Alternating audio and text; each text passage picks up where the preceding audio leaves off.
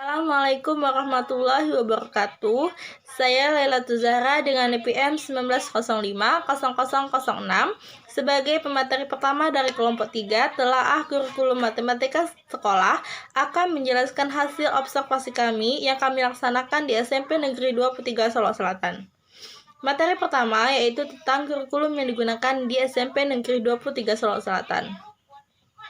Saat ini, SMP Negeri 23 Solo Selatan sudah menerapkan kurikulum 2013 atau K13 di setiap tingkatnya yaitu kelas 7, kelas 8, dan kelas 9.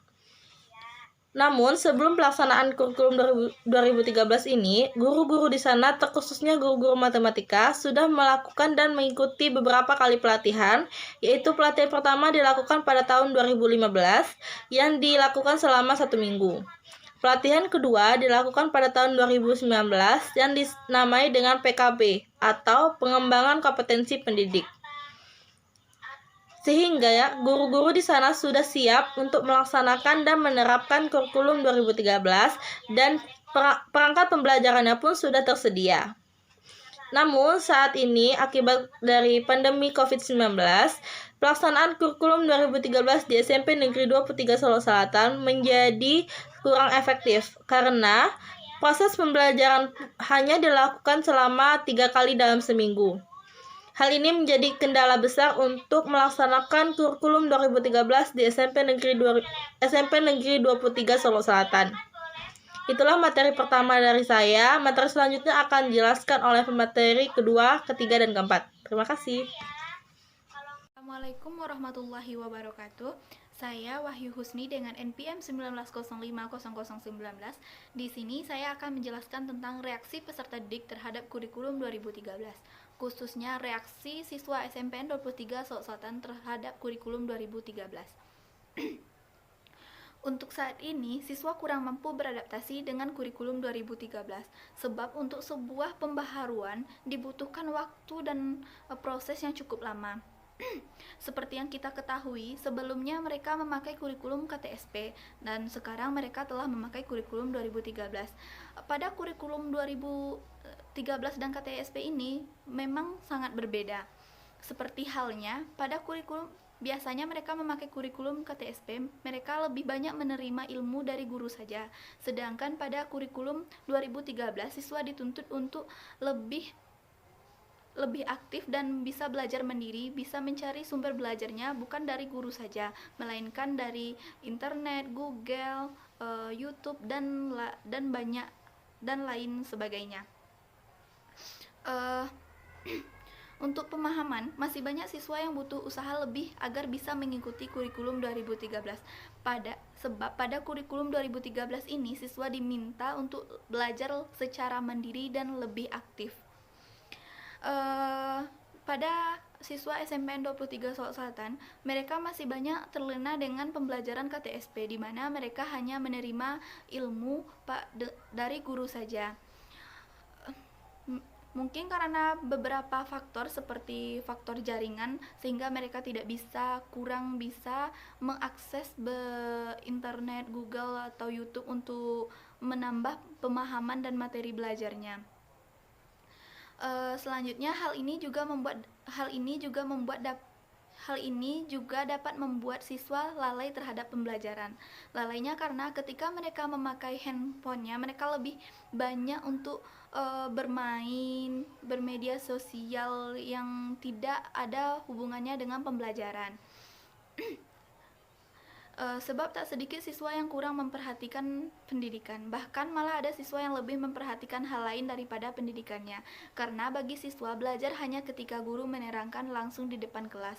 Itulah mengapa mereka belum terbiasa untuk memakai kurikulum 2013 karena masih ada efek dari kurikulum KTSP terhadap diri mereka. Mungkin hanya sekian, saya kembalikan kepada moderator. Baiklah, saya Yulia Eka Putri dengan NPM 19050009 akan melanjutkan materi ketiga yaitu tentang metode pembelajaran. Untuk metode pembelajaran di SMP 23 Solo Selatan, pembelajaran dalam implementasi kurikulum 2013 yang sering digunakan yaitu model pembelajaran berbasis masalah dan proyek, serta dalam penggunaan media pembelajaran itu tergantung dengan materinya. Media yang digunakan seperti busur dan jangka, buku, pena, pensil, dan infokus sesekali. Nah, sumber yang digunakan dalam pembelajaran kurikulum 2013 ini bersumber dari buku paket, LKS, dan materi-materi yang terkait terdapat di internet dan di YouTube. Nah, metode pembelajaran ini menggunakan beberapa jenis alat peraga yang digunakan berdasarkan materi yang akan diajarkan. Contohnya saja dengan busur itu untuk materi busur dan jangka itu untuk materi yang berhubungan dengan